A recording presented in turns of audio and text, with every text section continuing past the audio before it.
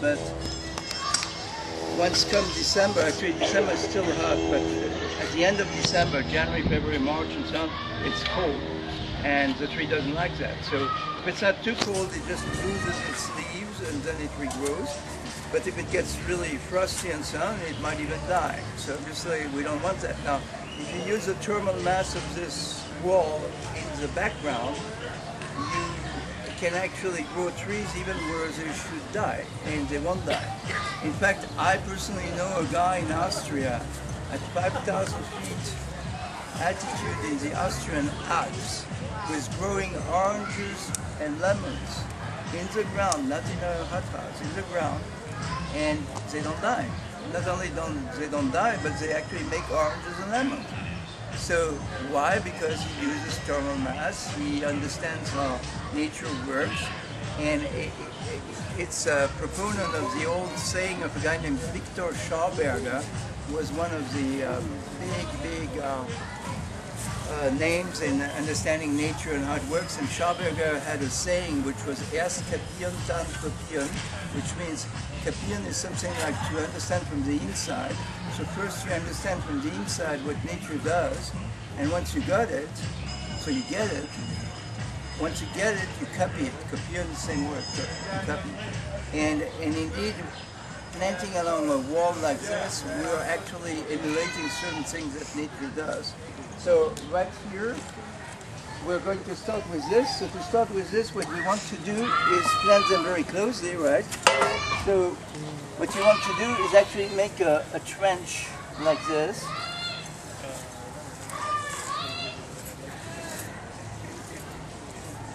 So in this bed you can make about 4 trenches, let's say. Actually 5 trenches. So what we want to do is we want to have 5 trees, 1, 2, 3, 4, 5, and have them at about, let's say, we can make some experiments actually. We can make one very, very close, and we can make one a little bit less close. So since we have 2 beds, we can do that. And then we're going to plant bigger trees along that wall, and then we're going to plant the same trees here, but directly in the ground. So normally, if you want to have super production and so on, you would want to put that in a raised bed that has been prepared with designer soil, with lots of mulch, lots of manure, lots of things we don't have. So therefore, we will do with what we have. And so right now, what you do, again, you plant. Can I get some trees, please? Will these trees be tall?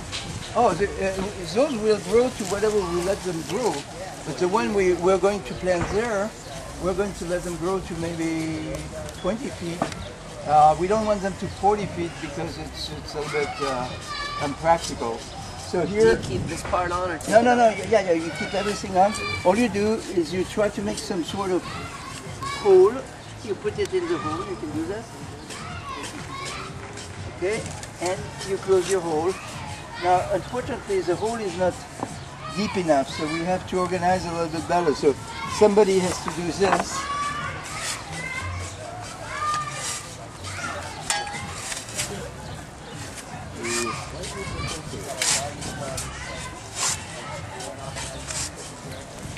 And then you plant the trees every no, actually we can, yeah, I would say about that distance. So everybody can take trees and start making rows, and it's all yours. How far apart do you want them? Come up right here? About 8 inches. 8 inches. Dirt should be like up here somewhere?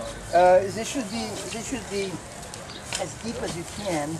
As deep as you can. Okay. The reason why you want them as deep as you can is because the stem is going to regrow roots from the side.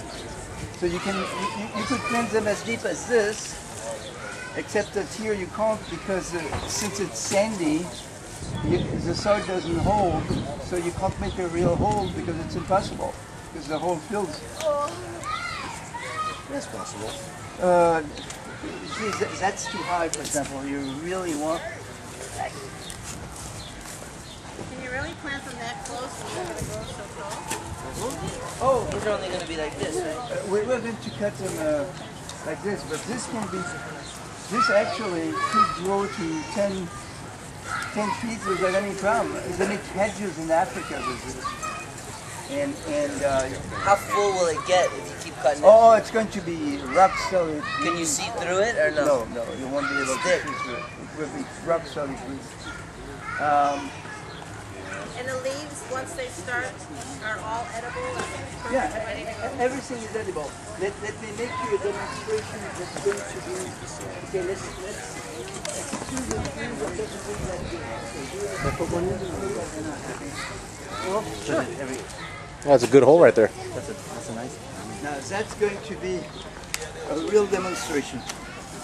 See, Go ahead. I'm destroying this poor little tree. Okay? You see how the roots look? Hands dirty. Okay, exactly like ginseng. It's an adaptogenic, exactly like ginseng. And you see what I'm going to do here?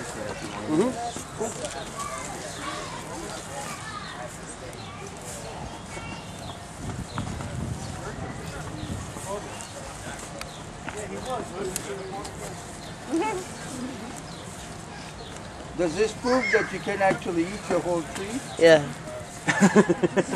So tasty too. And then eventually there's fruit that grows off it too when it gets big enough? You're forgetting the side effect sounds like Vita Vita Benjamin. Okay, you see this? This is the seed of the moringa that goes into this big bean. Yeah. And the whole bean can be eaten like a bean when it's young. And the seed itself, if you have AIDS, for example, 6 a day, No more AIDS. well, you still will be HIV positive, but But you won't be deteriorating. you won't be dying from You'll it. be rejuvenating. It's going to make you sneeze because Sneeze. it's very strong and What, the pods? no, everything. I mean the whole. But you said if you were gonna eat, somebody was to cure AIDS, they would eat 6 pods a day? 6 seeds a day, That's a minimum. minimum. I have some anecdotes from Thailand. 4 seeds at a meal. There was a gal who was HIV positive and on her deathbed. My dealer, I have a dealer in Thailand. Did you Yeah. get that on He told me video? the story. And she's even got it written down. This gal, nobody would treat her because when you get at that stage over in Thailand, nobody will treat you if you don't have money for medicine. You know, it's just the way it is. Yeah. So that you don't eat the whole tree. Got her on a regime of 4 seeds per meal with food.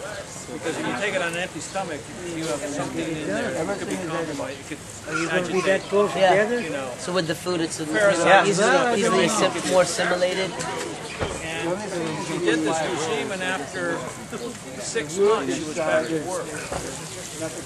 Still HIV positive, but there's something in this stuff. I'll take the whole seeds particularly that are pretty effective against the HIV. That's awesome. You said 6 a day in food.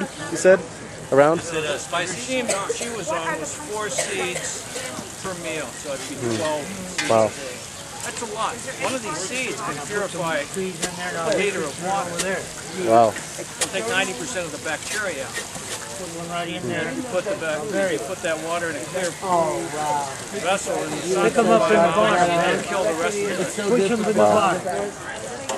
Good stuff.